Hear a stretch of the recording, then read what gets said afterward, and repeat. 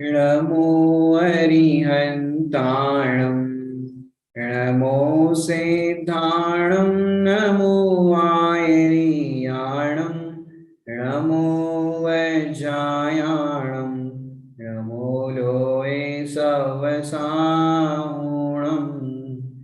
वन्दितु सवसिद्धे ध्रुवमचलमणो वमं पते वोच्छामि समय पाहुड मृणमो सुध केवली भणिदम्।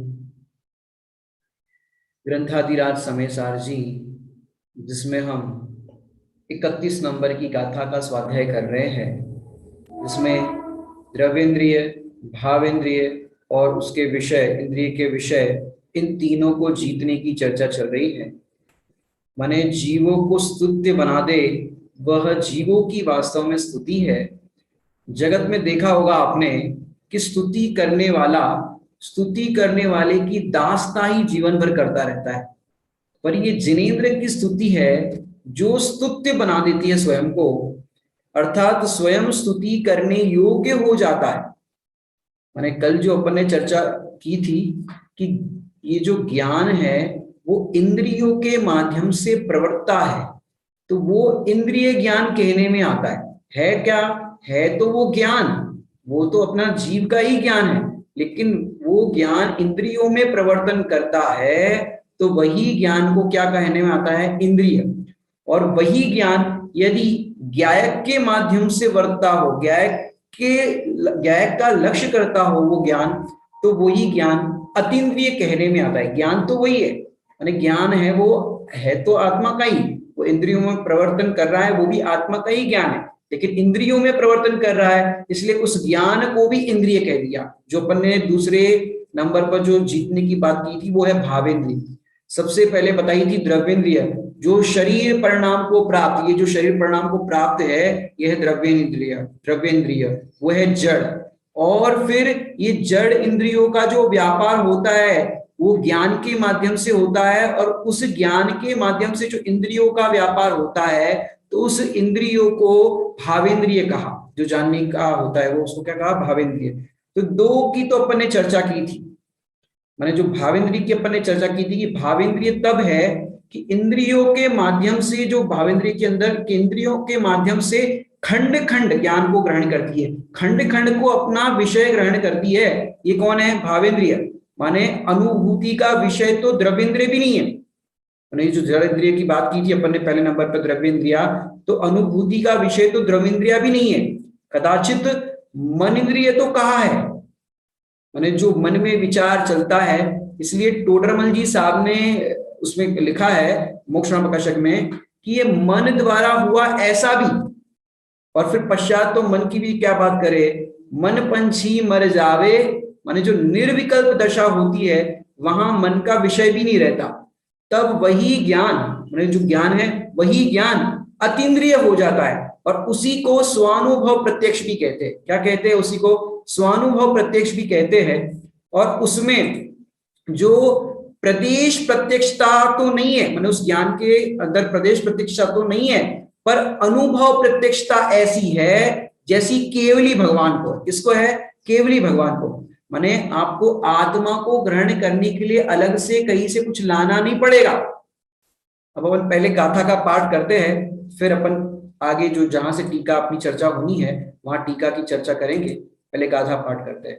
जो इंद्रिये जिनिता नाण सहावादियम मुणदियादा आगम तम खलु जिदिंद्रियम ते भणन्ति जे निश्चिदा साहू। हिंदी पढ़ते हैं। करे इंद्री जय ज्ञान स्वभावरु अधिक जाने आत्म को निशय विषय स्थित साधु जन भाषी जितेंद्रिय उन्हीं को। क्या कह रहे हैं? टीका को अपन आगे बढ़ाते हैं। द्रव्येंद्रिय को जीतने की बात हो गई, भावेंद्रिय को जीतने की बात हो गई। अब उसकी आगे की चर्चा अपन अगला पैराग्राफ देखते हैं। अब अगले पैराग्राफ में क्या बात करते हैं कि आगे के विषय में सबसे पहले यहाँ पर लिखा है, उसको अपन पढ़ते हैं, टीका का अलग अगला पैराग्राफ। ग्राह्य ग्राहक लक्षण वाले संबंध की निकटता के कारण, क्या लिखा है? ग्राह्य ग्राहक लक्षण वाले संबंध की निकटता के कारण। अब इसका खुलासा करते हैं, क्या कहना चाहते हैं यहाँ पर कि भाई जो कहा कि अब जो विषय चलने वाला है वो क्या है कि भाई इंद्रिय का विषय। पहले अपन ने द्रव्येंद्रिय का किया, फिर भावेंद्रिय का, और अब इंद्रिय का विषय। ये पहले आया था ना, द्रव्येंद्रिय, फिर भावेंद्रिय, और अब चलेगा क्या? इंद्रिय विषय, इंद्रिय का विषय। अब इंद्रिय के विषय से भिन्नता की बात करेंगे। द्रव्येंद्रिय से भिन्नता हुई, भावेंद्रिय से भिन्नता हुई, अब कह रहे इंद्रिय के विषय से भी भिन्नता। तो कैसे? कि पहले तो ये समझो कि भाई ये इंद्रिय का विषय क्या है, कि ये जो पूरा जगत दिखाई देता है, ये जो संसार दिखाई देता है, वो सकल संसार क्या है कि वो इंद्रिय का विषय है। ये जो कुछ भी आपको दिखाई दे रहा है क्या है? ये इंद्रिय का विषय। माने इन इंद्रियों के विषय को भी मैं पने जो अपन मानते हैं, जिसको देखा ये मेरा, मैं इसका करता हूं, मैं इसका भोगता हूं, इस प्रकार से सारे जगत के पदार्थ में मैं पने से अपन जो मानते हैं, ये इंद्रिय के विषय। चाहे आप ठंडी लग रही है तो आपने रजाई ओढ़ी, गर्मी लग रही है तो आपने फैन ऑन किया, तो जितने भी पदार्थ है तो वो सारे क्या है? इंद्रिय के विषय, पांच इंद्रिय के विषय। तो ये आप जो प्रातः काल भगवान की पूजा करते हो, भगवान की भक्ति करते हो, ये पूजा करते हुए जो द्रव्य चढ़ाते हो वो क्या है कि वो भी इंद्रिय का विषय है। जिनेंद्र भगवान की प्रतिमा, वो भी क्या है कि वो भी इंद्रिय का विषय। अब आप मानते क्या हो कि मान रहे हो कि मैं करता हूं, ये मेरी क्रिया है, ये जिनेंद्र की साची पूजा नहीं है। यदि ऐसा मानते हो तो ये जिनेंद्र की साची पूजा नहीं है। माने अभी आप देखो, आप मुझे देख रहे हो, मैं आपको देख रहा हूं, आपको यहाँ लिखी हुई टीका पढ़ने में आ रही है। ये जो कुछ भी दिख रहा है, जो कुछ भी आपको जानने में आ रहा है, ये सारा क्या है कि ये सारा इंद्रिय का विषय है। तो इसको मैं पने मानता है, ये मेरा स्वभाव है, ऐसा मानता है, तो इसको इससे रहित जो अपना चैतन्य स्वभाव है, भगवान आत्मा है, वो दिखाई नहीं देता। प्रॉब्लम ये है। तो इससे भेद विज्ञान करते हैं। तो ग्राह्य ग्राहक लक्षण वाले संबंध की निकटता के कारण। अब सबसे पहले मैं आपको एक एक शब्द बताता हूं। ग्राह्य मतलब ग्रहण करने वाले, ग्राह्य मतलब क्या कहा? ग्रहण करने वाले। और ग्राहक मतलब ग्रहण करने, देखो ग्राह्य मतलब ग्रहण करने वाला, और ग्राहक मतलब जो जिसको ग्रहण करता है, जो ग्रहण करता है वो, और ग्रहण करने। तो यहां पर देखो, यहां ग्रहण करने और ग्रहण में आने का अर्थ क्या होता है? एक तो ग्रहण करने और ग्रहण में आने का अर्थ क्या होता है कि जैसे दूसरी भाषा में आपको कहूं, जो सरल पड़ेगा आपको, क्योंकि यहाँ पे नया शब्द दिया है, इसको दूसरी भाषा में अपन कहते हैं कि जानने में आने वाले और जानने वाला। जानने वाला कौन है? ज्ञायक। और जानने में आने वाले क्या है कि वो है गे। ये तो आपको परिचित शब्द होगा, गे और ज्ञायक। जो अपन ने गे ज्ञायक संकर दोष की बात की ना, इस 31 नंबर की गाथा में गे ज्ञायक संकर दोष के अभाव पूर्वक जो स्तुति प्रकट होती है, वो पहले नंबर की स्तुति की बात यहाँ पे की, और उसका नाम क्या बताया है? जितेंद्रिय जिन। तो यहाँ पर अपन सरल शब्द जो पढ़ता है, ग्राह्य और ग्राहक के अलावा जो आपको परिचित है, जानने में आने वाले तो वो है गे, और जानने वाला तो वो है ज्ञायक। तो ग्राहक की जगह पे ज्ञायक लिया, और ग्राह्य की जगह माने गे की जगह पे ग्राह्य लिया। ऐसे शब्द परिवर्तन हुआ है, चीज वही है। माने जिसको आपने पहले शब्द सुना भी था, ग्राह्य इजिकल टू देखा जाए तो गे, और ग्राहक मतलब इजिकल टू देखा जाए तो ज्ञायक।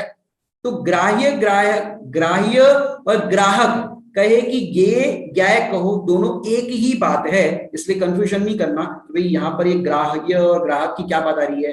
कि भाई ग्राह्य और ग्राहक का ऐसा अर्थ बिल्कुल भी नहीं समझना कि उसमें वे मिल जाते हैं या उसको कोई कुछ ग्रहण करता है। ग्राह्य मतलब ग्रहण करता है, ऐसा कुछ ग्रहण करने की बात यहाँ पर नहीं है। यहाँ पर शब्द परिवर्तन है, गे और ज्ञायक वही बात है। तो क्या कह रहे हैं यहाँ पर कि ग्राह्य और ज्ञायक, मैंने आपको सरलता से समझ में आएगा विषय, कि दर्पण में पदार्थ झलकता है, तो झलकने वाले पदार्थ, जो झलकने वाले पदार्थ है वो, और जो दर्पण है वो, तो दर्पण और झलकने वाले पदार्थ दिखते हैं दो लेकिन एक ही है। क्या कहा? दर्पण, दर्पण में झलकने वाले पदार्थ और दर्पण अलग अलग नहीं दिखते, एक ही दिखते। जैसे दर्पण में आपने आग देखी तो दर्पण और आग अलग अलग नहीं दिखते, एक में एक ही दिखते। जो पूर्व में मैंने एक दृष्टांत भी दिया था, जरा सा हिंट कर देता हूं। तालाब में चांद और सितारे झलक रहे, तारे झलक रहे, मानो वो तारे और चंद्रमा उस तालाब में ही आ गए हो। ऐसे गे ऐसे लगते हैं कि बिल्कुल मेरे में ही आ गए हो। कौन? गे।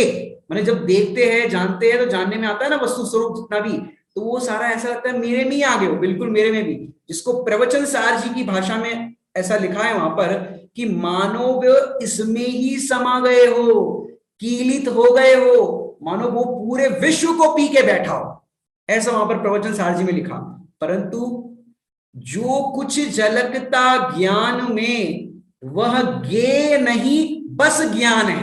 क्या कहा? जो कुछ भी ज्ञान में झलक रहा है वो गे नहीं है, वो तो ज्ञान की ही रचना है। किसकी रचना है? ज्ञान की ही रचना है। और ज्ञान की रचना होने से क्या है कि भाई ज्ञान की रचना है तो नहीं गेय कृत किंचित अशुद्धि सहज स्वच्छ सुज्ञान है। माने ये ज्ञान कैसा है कि इस ज्ञान के अंदर किंचित मात्र भी अशुद्धि नहीं, सहज स्वच्छ सुज्ञान है। जैसे मैं एक दृष्टांत दूं आपको कि आप घर में अपने, हालांकि आजकल तो फ्लैट सिस्टम ऐसे हो गए, सबके बंगले हो गए, घर हो गए, ऐसे हो गए।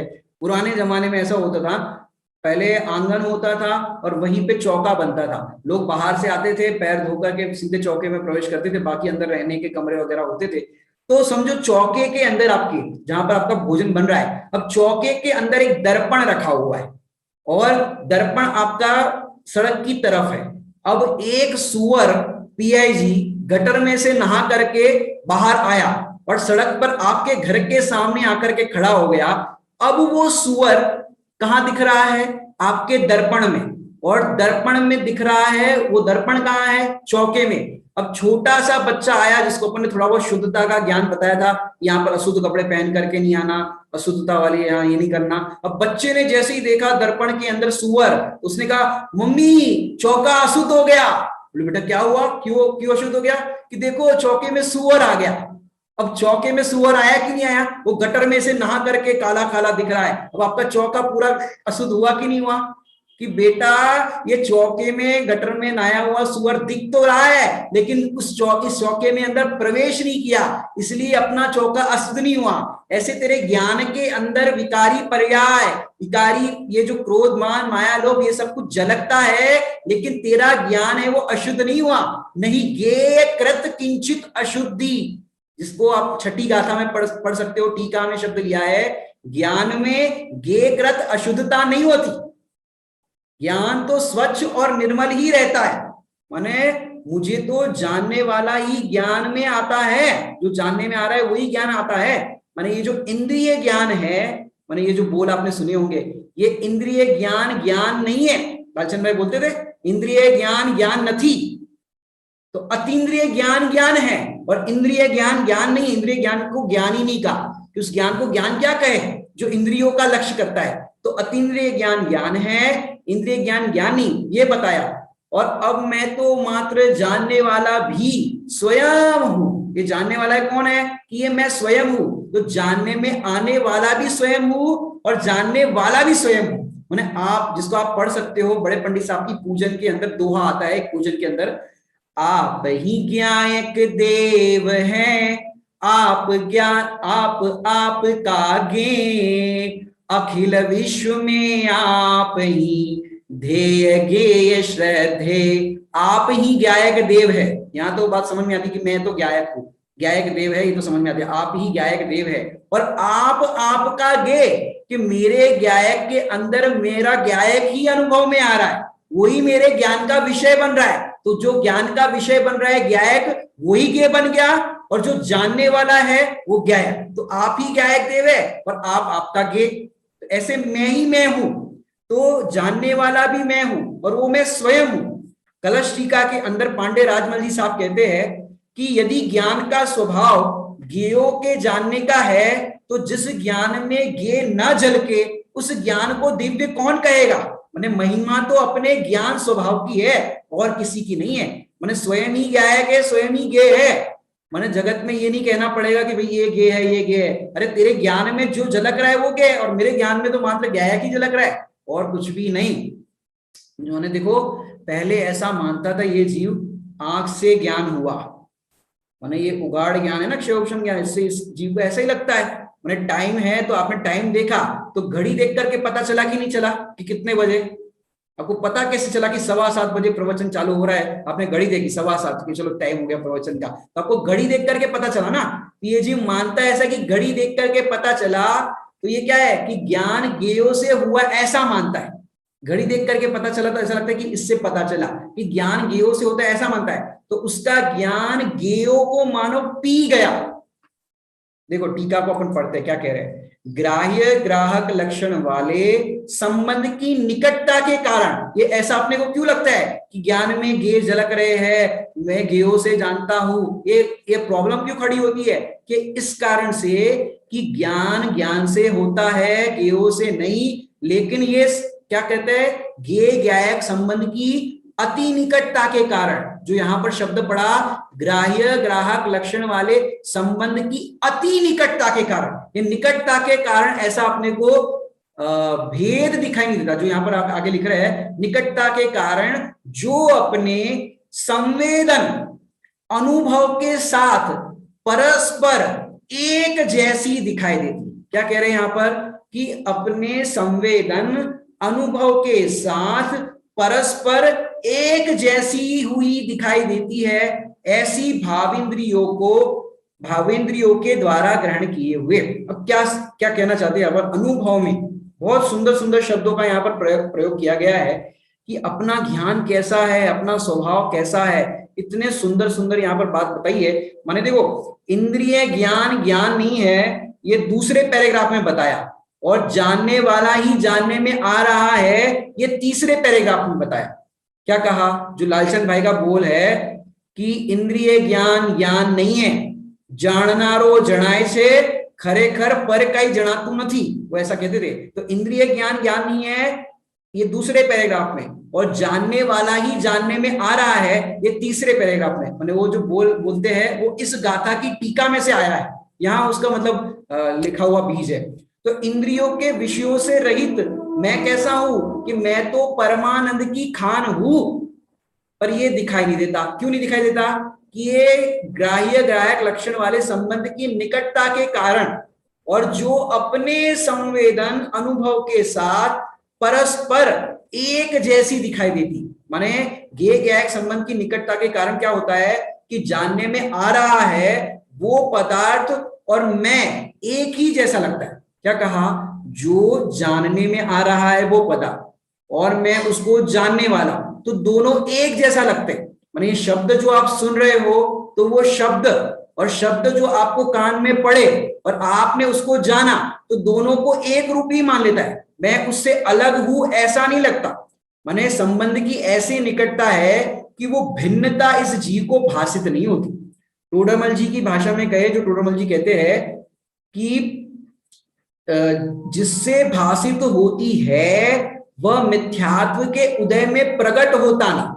माने जिससे अपने को भिन्नता भाषित हो ना, कि जीव जुदा पुद्गल जुदा, ये दोनों की जो भिन्नता भाषित होनी चाहिए अपने को, वो भिन्नता भाषित होती है, पर क्यों नहीं होती है कि वह मिथ्यात्व के उदय में प्रकट होता नहीं। ये जो भेद विज्ञान है वो मिथ्यात्व के उदय में प्रकट होता नहीं। और एक तो ये निकटता है दोनों की, गे गैक की निकटता है। तो निकटता है तो क्या है कि जिससे ये भाषित हो कि ये गे न्यारा है, और ये सब शब्द, ये सब जो स्पर्श रस गंध वर्ण उनके विषय, ये ठंडी गर्मी, ये नाना प्रकार के गे दिखाई देते हैं और मेरे ज्ञान में झलकते हैं। जो वेदन में होता है, संवेदन में आता है, यहाँ पे दिखा ना, अनुभव में संवेदन में आता हुआ।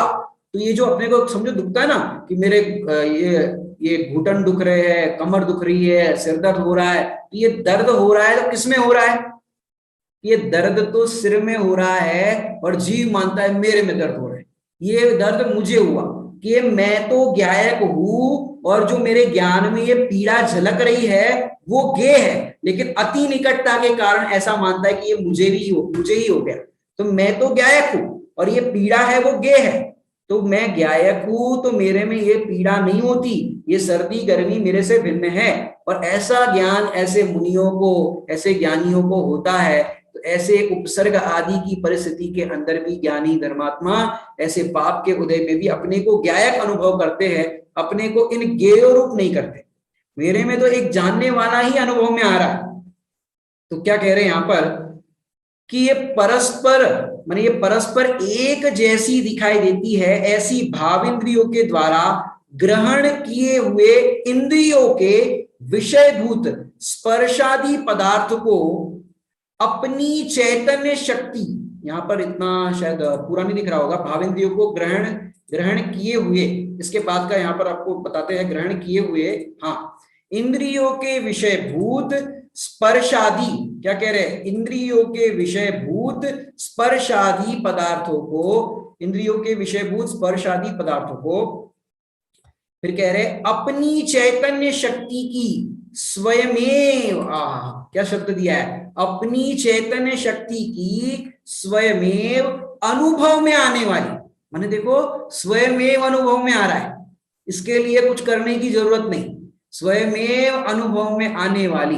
अब स्वयमेव अनुभव में आने वाली को बताते हैं कि भाई ये जो कुछ भी आपको ज्ञान में जानने में आ रहा है ना, इसके लिए आपको कोई पुरुषार्थ करना नहीं पड़ता, ज्ञान का काम ही है जानना, वो अपना काम हर समय कर रहा है। आप रात को सो जाते हो, सोते समय भी ज्ञान सोता है कि नहीं सोता, कि ज्ञान है वो सोता नहीं, ज्ञान हर समय जागता है, और वो ज्ञान का काम मात्र जानना जानना जानना, वो आराम नहीं करता है। मैंने देखो सुकुमार मुनिराज को सियालनी 3 दिन तक भक्षण करती रही, अब बताओ उनको ज्ञान का अनुभव हो रहा था कि नहीं होता, हो रहा था कि भाई उनको ज्ञान का अनुभव हो रहा था। मैंने को कौन अनुभव कर रहा था, कि वो ज्ञान ही अनुभव कर रहा था, वो स्वयमेव अनुभव में आने वाली, गज कुमार मुनिराज के सिर पर सिगड़ी जल रही थी तो कौन अनुभव कर रहा था, कि स्वयमेव अनुभव में आने वाली, कि अनुभव कोई दूसरा कराएगा ऐसा नहीं है, अनुभव तो हर समय हो ही रहा है, कोई दूसरा नहीं कराएगा।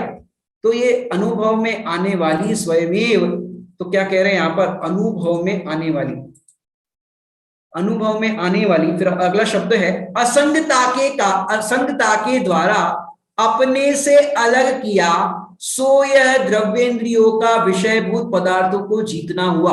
अब असंगता शब्द बहुत इंपॉर्टेंट शब्द है, यहां पर जो लिखा है असंगता, असंगता किसके पास होती है, कि देखा जाए तो मुनिराजों के पास तो कैसी असंगता होती है, वेदन जिने असंग ज्ञान का, नहीं संग में अटके, कोलाहल से दूर स्वानुभव, परम सुधारस घटके। कि वो असंगता कैसी है, संग में मुनिराज रहते हैं लेकिन उनका ज्ञान कैसा है, कि उनका ज्ञान तो असंग का वेदन करता है। कैसा, हम न किसी के कोई ना हमारा, मैं तो एक ज्ञायक परमात्मा हूं, ये संग में रहने पर भी असंग देखते अपने आप को, क्यों है ही अकेले, अकेले का मार्ग है। तो मेरे में तो एक ज्ञायक भगवान आत्मा अनुभव में आ रहा है और कुछ भी नहीं। और मैंने आज तक देखा जाए तो एक द्रव्य स्वभाव की दृष्टि से विचार करो तो आज तक मैंने पर का संग किया ही नहीं है, पर मेरे में आए ही नहीं है, और मेरे तो जानने वाला ही मेरे जानने में आता है। और कहीं भी असंगता का वेदन करना चाहे तो ये जीव असंगता का वेदन कर सकता है। अकेला मैंने देखो अकेला हूं और अकेला ही रहूंगा, मैं एकाकी एकत्व लिए सभी आते, तो अकेला रहा हूं और एकत्व रहा हूं, तो असंगता के साथ संगता का कोई भेद नहीं है। जो संग लिखा ना असंगता के द्वारा, तो असंगता के साथ संगता का कोई भेद नहीं है।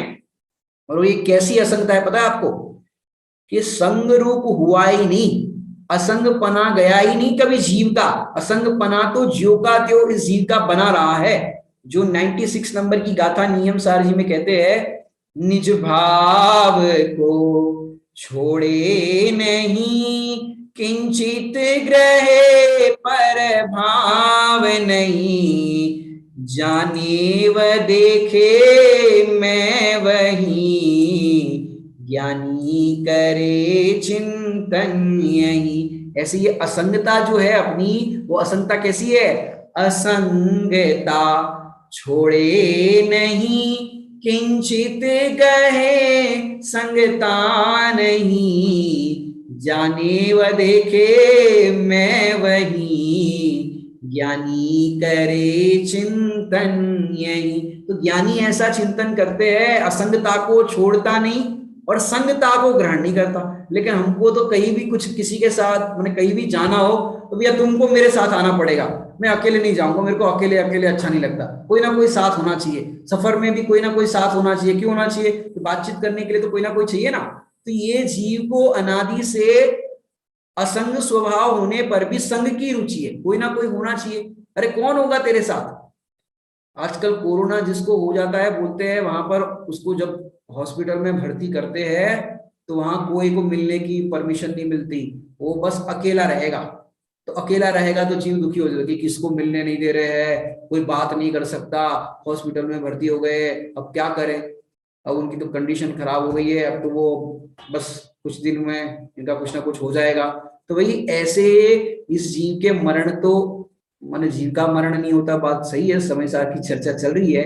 लेकिन ये पर्याय के प्रभाव में परिवर्तन जो होता है, ये परिवर्तन होना ही कोई नई बात नहीं है, क्योंकि मृत्यु एक अनिवार्य सत्य है। क्या कहा? मृत्यु एक अनिवार्य सत्य है जिसका कोई निवारण नहीं कर सकता। मैंने बड़े बड़े साइंटिस्ट लोगों ने भी इस पे निवारण करने के लिए नाना प्रकार के एक्सपेरिमेंट किए कि आयु बहुत अपनी हो जाए, लेकिन ये अनिवार्य सत्य है जिसका कोई निवारण नहीं कर सकता। क्यों? सम्राट महाबल सेनानी उस क्षण को टाल सकेगा क्या? कौन कर सकता है बताओ? इसलिए असंग स्वभाव का अवलंबन लोगे, असंग स्वभाव के द्वारा अपने को अलग किया। क्या लिख रहे टीका में? असंग असंग स्वभाव के द्वारा अपने को अलग किया। अलग किया मतलब अलग जाना, अलग तो है ही, अलग तो उससे है ही, लेकिन किसके द्वारा? कि अपनी चैतन्य शक्ति, अपने पास शक्ति है कि नहीं है? कि अपने पास जो चैतन्य शक्ति है जो हर समय चेतने का काम करती है, अर्थात जानने का काम करती है, माने अपनी चैतन्य शक्ति, माने ये घर परिवार स्पर्श आदि रूप ये कभी चैतन्य शक्ति हुई नहीं, पांच इंद्रियों रूप ये चैतन्य शक्ति नहीं हुई, घर परिवार रूप नहीं हुई, ये सदा अकेला रहा, सदा अकेला। अकेला कैसा? कि मेरा असंग रहना तो स्वभाव है। बड़े पंडित साहब कहते हैं इसके लिए, लोग कहते हैं महाराज अब तो आप अकेले रह गए। अरे अकेले रह गए, संयोग का एक दिन वियोग होता ही है और होगा ही। और होगा क्या? मैं तो सदा ही उसको वियोग, संयोग के काल में ही वियोग देख रहे हैं, उससे भिन्न देख रहे हैं कि मैं तो असंग द्रव्य हूं, असंग हूं, मुझे किसी के संग की जरूरत नहीं। माने सच में विचार करो, जिसके पास सत स्वरूप का संग है उसे अन्य के संग की क्या जरूरत पड़ेगी? कि नहीं नहीं नहीं शादी तो करनी पड़ेगी, अब शादी हो गई तो कम से कम एक बच्चा तो चाहिए, बाद में बुढ़ापे का सहारा तो चाहिए। अरे ये संग की बात जो तू करता है, कौन तेरा साथी और कौन तेरा सगा? क्यों? एकाकी एकत्व लिए, एकत्व का तेरे पास संग है, एकत्व तेरे पास सदा रहने वाला है, तेरा ज्ञान सदा तेरे पास है, उसके अलावा तुझे और किसी की आवश्यकता की जरूरत नहीं है। क्यों? क्योंकि वो तेरे को सुखी कभी नहीं बना सकता। क्यों? अरे पूर्णता पाने में इसकी क्या है आवश्यकता? इसकी आवश्यकता ही क्या है? तो यहां पर देखो क्या लिखा, इंद्रियों के विषयभूत स्पर्श आदि पदार्थों को अपनी चैतन्य शक्ति की स्वयमेव अनुभव में आने वाली, की इसके लिए कुछ करने की जरूरत नहीं, स्वयमेव अनुभव में आती है, और असंगता के द्वारा अपने से अलग किया। क्योंकि मेरा संग अपने, अब मेरा संग क्या है? कि मेरा तो ज्ञान का ही संग है और किसी का संग करता ना हूं, नहीं हूं, इसलिए मेरा स्वभाव ही कैसा है? असंग है। और उसके द्वारा अलग किया, सो यह इंद्रियों के विषयभूत पदार्थों का जीतना हुआ। इंद्रिय विषयभूत पदार्थों का क्या हुआ? जीतना हुआ। फिर क्या कह रहे आगे देखिए, पढ़ते हैं नया पैराग्राफ, उसके आगे। मैंने इस पैराग्राफ को हमने थोड़ा सा तोड़ करके किया है क्योंकि पूरे पेज पर ये आ नहीं रहा था, इसलिए हमने आधा आधा लिया है। इस प्रकार जो मुनि द्रव्येंद्रियो भावेंद्रियो तथा इंद्रियों के विषयभूत पदार्थों को, तीनों को जीत कर, क्या कह रहे हैं? कि ये जो विधि बताई द्रव्येंद्रियों को जीतने की, भावेंद्रिय को जीतने की और इंद्रिय भूत द्रव्येंद्रियों को जीतने की, भावेंद्रियों तथा इंद्रियों के विषयभूत गे ज्ञायक संकर दोष नामक ये जो दोष आता था, सो सब दूर होने से, ये गे ज्ञायक संकर दोष की जो बात चल रही थी, सो सब दूर होने से क्या हुआ कि सो सब दूर होने से एकत्व में टंकोत्कीर्ण और ज्ञान स्वभाव के द्वारा सर्व द्रव्यों से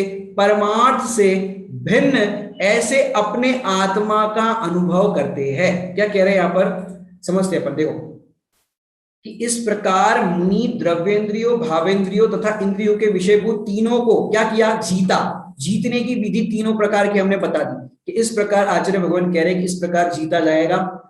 पहले अपने देखा होगा द्रव्येंद्रियों के अंदर बताया था कि अपना क्या स्वभाव है, निर्मल भेदाभ्यास से, कि वो भेद निर्मल भेदाभ्यास किया, निर्मल भेदाभ्यास की प्रवीणता से, तो वहां पर ये द्रव्येंद्रिय को जीता, फिर भावेंद्रियों को अखंड चेतन शक्ति से जीता, और यहाँ पर भी जो चर्चा अपनी हुई इंद्रियों के विषयभूत को जीतने की, तो असंगता के द्वारा, तो तीनों के अंदर जीतने की जो बात आई है, तो इनको कैसे जीता। और फिर कह रहे हैं यहाँ पर कि गे ज्ञायक संकर दोष जो है वो आता था, वो अब दूर हुआ। अब गे ज्ञायक संकर दोष जो आता होता वो कैसे दूर हुआ, कि जैसे आपको एक दृष्टांत देता हूं कि दही अपने मर्यादा वाला है। क्या है, दही मर्यादा वाला। एक सुनील भैया जी है अपने ब्रह्मचारी सुनील भैया जी, उन्होंने एक जगह पे दृष्टांत दिया कि दही मर्यादा वाला कैसा है, कि दही मर्यादा वाला तो भक्ष्य है, वो तो खाने योग्य, क्योंकि मर्यादा में अपन ने जमाया है तो वो भक्ष्य है।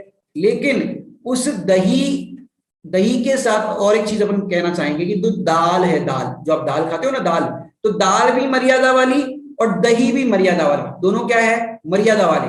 अब दोनों मर्यादा वाले होने पर भी अब दोनों को कोई मिला दे तो क्या हुआ कि मिला देने पर भी कोई गड़बड़ नहीं हुई, दही और दाल को मिला दिया तो भी गड़बड़ नहीं हुई, लेकिन दोनों को मिला करके अपने में मिला दे, अर्थात उसका सेवन कर दे तो गड़बड़ हो गई। तो क्या हो गया कि तो द्विदल हो गया, अपन जो बोलते हैं समझते हैं ना द्विदल। तो दही और दाल दोनों एक साथ नहीं खाना चाहिए, ये तो अपन दही और दाल का कह रहे हैं। दूध के साथ भी जो आप गाठिया खाते हो, पपड़ी खाते हो, तो वो भी इसके अंदर आ जाता है। क्यों, शास्त्र में गोरस लिखा है। क्या लिखा है, गोरस। तो दूध के साथ वो या दही के साथ वो जो भी बेसन की या चने की या इस तरह की दो फाड़ वाली चीजें आप लेते हो तो वो द्विदल में आता है। ये तो हो गई चरणानुग की बात। अब इसके अंदर से क्या निकालना है कि जैसे ये बाहर के पदार्थ आपके ज्ञान में झलक रहे हैं, तो झलक रहे हैं तो कोई प्रॉब्लम नहीं, लेकिन आप अपने में मिला देते हो कि ये मेरे है, यहां पर प्रॉब्लम हो गई। ये गे ज्ञायक संकर दोष हो गया। मैंने देखो दाल और दही ये द्विदल जो हम कहते हैं वो लार के संयोग से अभक्ष होते हैं। दाल और दही दोनों मिलने पर नहीं, मैंने द्विदल वाली जो है गोरस और दाल वाली पदार्थ जितने भी है दो भाग वाली, तो वो दोनों मिलते हैं तो कोई प्रॉब्लम नहीं, लेकिन अपनी लार मिलती है तो वो उस लार के संयोग से अभक्ष हो जाता है। ऐसे ही ये जो मिथ्यात्व रूपी लार है उसके संयोग से ये ऐसा जाने माने ये मेरे है, मैं इसका करता हूं, मैं इसका भोगता हूं, ऐसा ये जीव जान करके मानता है, तो वहां पर गे ज्ञायक संकर दोष खड़ा हुआ। क्या हुआ कि वहां पर गे ज्ञायक संकर दोष होता है। और केवल ज्ञानी को देखा जाए तो केवल ज्ञानी परमात्मा है, वो तीन काल तीन लोक के सारे समस्त पदार्थों को जानते हैं, फिर भी कोई प्रॉब्लम नहीं होती, फिर भी वो अपना नहीं मानते, लोकालोक ज्ञान में जो झलकते हैं। अपन पढ़ते भी है, गेय झलकते हैं ज्ञान की कला में,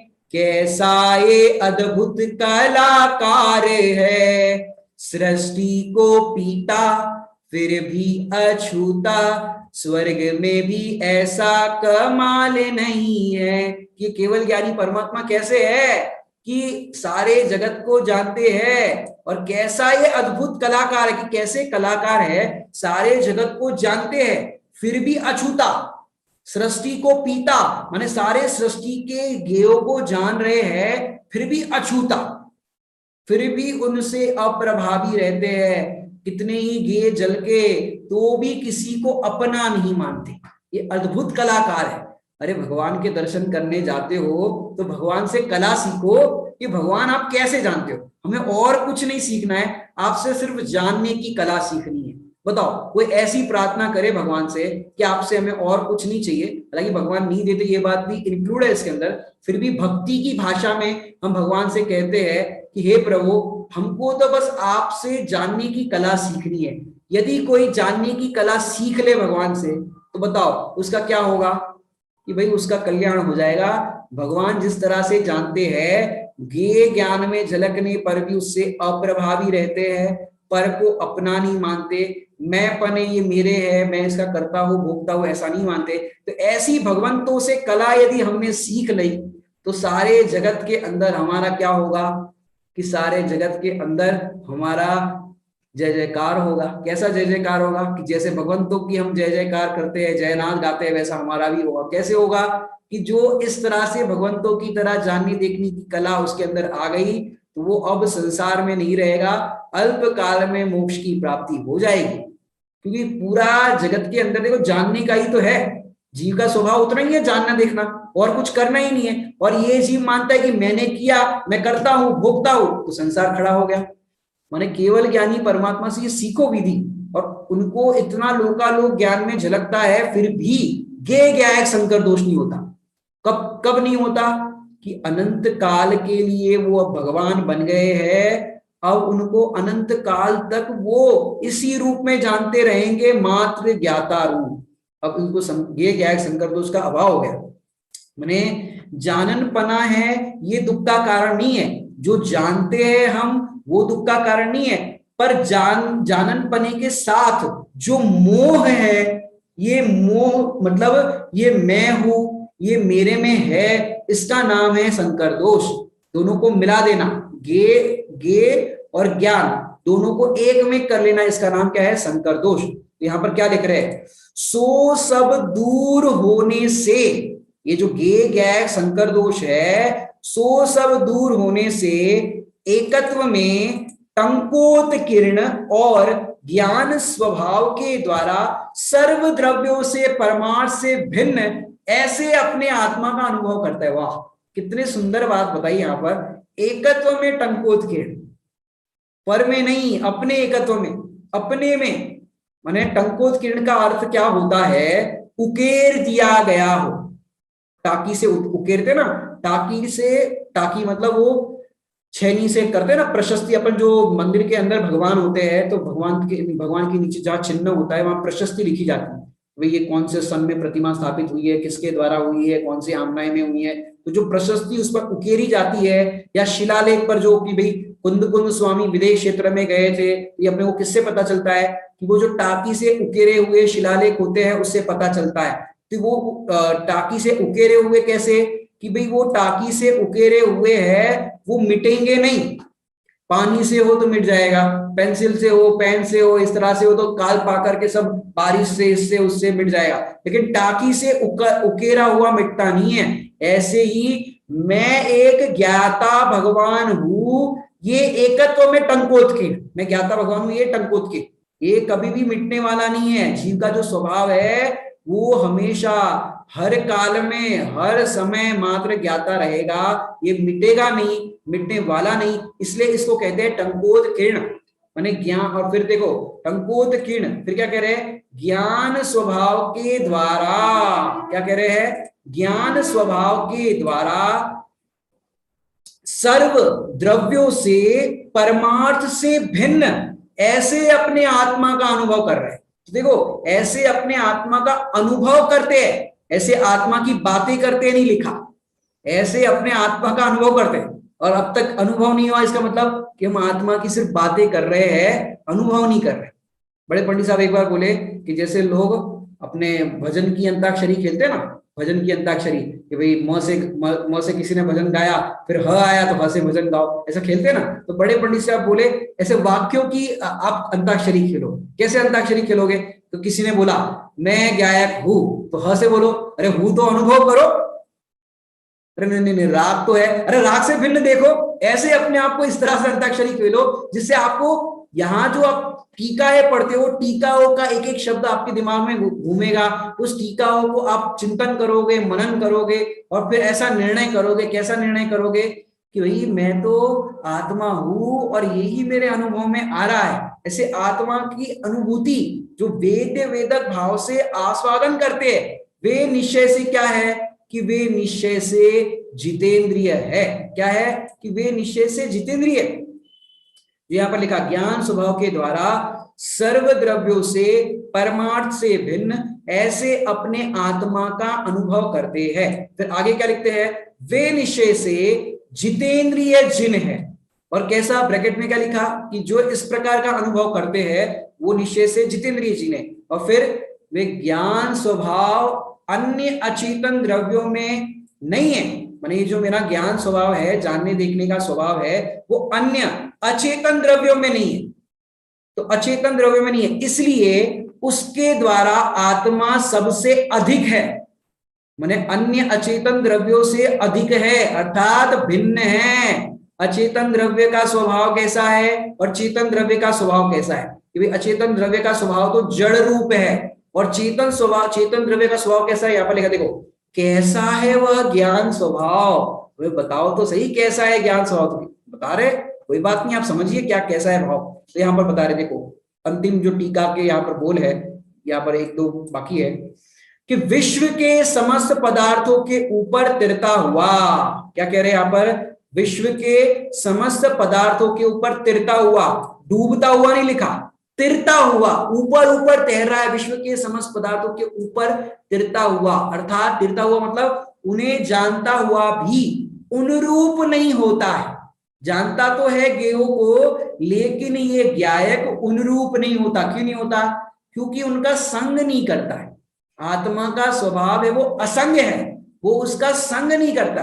फिर क्या कह रहे हैं यहाँ पर कि उसे उन्हें जानता हुआ भी उनरूप नहीं होता हुआ प्रत्यक्ष उद्योतपने से सदा अंतरंग में प्रकाशमान, अंतरंग में सदा प्रकट है, अर्थात प्रकाशमान है, उद्योत रूप हमेशा विराजमान है, सदा अंतरंग में प्रकाशमान, अविनश्वर, स्वतः सिद्ध। स्वतः सिद्ध मतलब किसी से सिद्ध करने की जरूरत नहीं है। शक्कर मीठी है, सिद्ध करो, कैसे सिद्ध करोगे? अरे वो स्वतः सिद्ध है, शक्कर का स्वभाव है वो स्वतः सिद्ध है। अग्नि गर्म है, स्वतः सिद्ध है, किसी से सिद्ध करने की जरूरत नहीं पड़ेगी। वे अग्नि गर्म है, सिद्ध करो। एक काम करो, अग्नि के ऊपर ऐसे हाथ रख लो और सिद्ध करो। अरे अग्नि स्वतः सिद्ध है, अग्नि का स्वभाव ही कैसा है? गर्म है। तो ऐसे उसका स्वभाव है, किसी से सिद्ध करने की जरूरत नहीं है। तो उनरूप होता नहीं, प्रत्यक्ष उद्योतपने से सदा अंतरंग में प्रकाशमान, अविनश्वर, स्वतः सिद्ध और परमार्थ रूप। परमार्थ रूप मतलब वास्तव में ऐसा भगवान ज्ञान स्वभाव है। इस प्रकार एक निश्चय स्तुति तो हुई। क्या हुआ? इस प्रकार एक निश्चय स्तुति हुई। अब अंतिम पैरे में क्या लिखा है कि भाई ये तो द्रव्येंद्रियों, भावेंद्रियों तथा इंद्रियों के विषयभूत पदार्थों का और ज्ञायक स्वरूप स्वयं आत्मा का, दोनों का अनुभव विषयों की आसक्ति से एक सा होता था। माने देखो, आप जो कुछ भी देखते हो तो ज्ञेय ज्ञायक की अति निकटता के कारण आपको एक रूप दिखाई देता है। जैसे आपने कोई भी समझो ना, आंखों से दृश्य देखा तो आंखों से दृश्य देखने पर आपको एक रूप दिखता है कि भाई आंखों से देखा तो लगता है कि मैंने ही देखा। पर आत्मा का काम आंख से देखना है कि ज्ञान से जानना है? कि ज्ञान से जानना है, लेकिन मानते हैं आंख से देखा जाना। तो इस कारण से, इस निकटता के कारण आसक्ति से एक सा होता था। पर जब भेद ज्ञान से भिन्नत्व ज्ञान किया तब वह ज्ञेय ज्ञायक संकर दोष दूर हुआ। यह ऐसा जानना कैसे हुआ कि इस जीव ने स्वीकार किया कि मेरा काम तो मात्र जानना देखना है। अब जानना देखना जीव का काम है, लेकिन आंख से देखना, कान से सुनना, इंद्रियों से, ये जीव का काम नहीं है। इंद्रिया कैसी है? इंद्रिया तो इस जीव से अत्यंत भिन्न ही है। अब भिन्न ही है ऐसा इस जीव ने जाना, तो ऐसा जानने पर क्या हुआ कि ऐसा जानने पर ज्ञेय ज्ञायक संकर दोष का अभाव हुआ, ज्ञेय ज्ञायक संकर दोष दूर हुआ, और दूर होने पर पहली स्तुति जो यहाँ पर दी है 31वीं गाथा के अंदर, वो निश्चय स्तुति जो कही गई है, वो निश्चय स्तुति प्रकट हुई, और वो निश्चय स्तुति जिसको प्रकट हुई उसको कहते हैं जितेंद्रिय जिन। क्या कहते हैं? जितेंद्रिय जिन। तो ऐसे जितेंद्रिय जिन जिनको ये ऐसी स्तुति प्रकट हुई है, 31वीं नंबर की गाथा के अंदर अपन ने चर्चा की है। तो आज 31वीं नंबर की गाथा की आत्मख्याति टीका पूरी हुई, विशेष चर्चा अपन आगे देखेंगे। अभी का यहाँ समय हो गया है। ओम नमः सिद्धेश्वराय।